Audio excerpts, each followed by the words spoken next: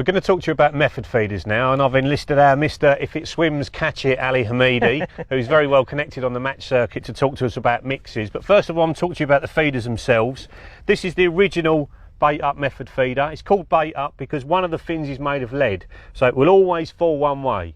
Even if there's bait around it, it will always fall that way. So if you've got your hook bait folded in to the top of it there, the hook bait will always be exposed. What you don't want to happen is that it'd be trapped underneath the feeder, and that can't happen with this one because of that lead fin. This comes in 1.5 ounces, 2 ounces and 3 ounces respectively. It's got all its nooks and crannies in there to push your bait into, so the fish have to really hit it to get it all off, and a bait shield as well. So when you're casting, it stops the bait coming off the end of the feeder. And the rig with this particular one, I've got a little tiny 10mm halibut pellet there that I've just drilled out, and I've got a little tiny extender stop to hold that on so it will stay on a bit longer, and just a hybrid hook link. But that will become clear while we're doing that when we talk about mixes. And then the more recent one, the mini bait up for the more commercial fisheries. This one's attached to a safe zone leader, the other one I had rig tubing on it, and both of them are to protect the fish, so when you're playing the fish it's rubbing against the fish's scales and it's not pinging them off like mono can. And also it holds everything flat down on the bottom behind the feeder, so when the fish are feeding you don't get loads of line bites. And this one is attached to a little tiny braided hook link, a size 12 wide gape. Obviously if barbless rules apply it'd be a wide gape B, and then 2 of Mainline's strawberry pellets, the little soft hooker pellets on the end there, and that comes in 1/2 ounce and 1 ounce. But what we want to get onto is mixes. So talk us through the green sort of fluffy stuff that you've got in there. Fluffy stuff. Well, it's all off the back of the humble words of Mr. Ringer, basically. So when he speaks, I listen, as everyone does. So he's always spoke about how important it is now not to feed the fish, but to try and catch them, exactly like you say with the PVA. Okay? Yep. So the ground bait is basically Special G from Bait Tech. Right. Okay.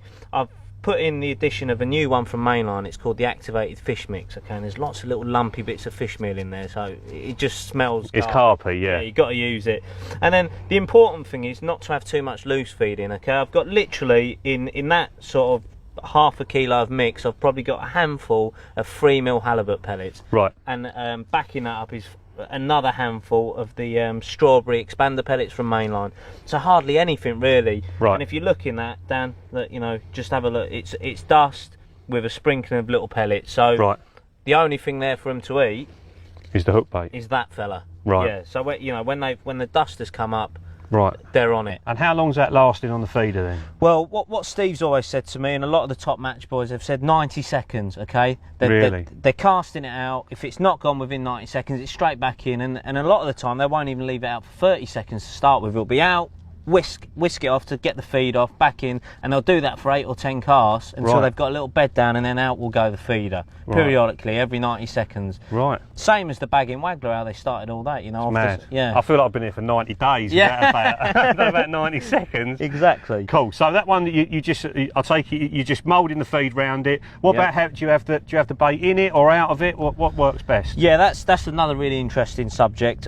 Basically, I've been told that on some waters, some of the commercial fisheries, you get more bites with it out of the feeder, and then on other ones you get more bites with it in the feeder. So the top tip there is to keep it, you know, try it in and try it out, and whatever's working on the day, use that method. Right, okay. And then that one's obviously completely different. That looks more like what I would put in a PVA bag or I would spot out. So what's in that one and why is it so different from that one? Okay, well this is something we're more likely to use as big fish anglers, okay? It's based around much coarser mix full of a lot more feed, okay, so that it can withstand the attention of small fish. Yeah, so when you're casting out, it might take a night for the fish to get on it. You want some bait left there. Cool. And in there I've got 6mm halibut pellets, okay. I've got a nut mix from Mainline, and a new activated nut mix, and as you can see, look, there's tiny bits of nut in there.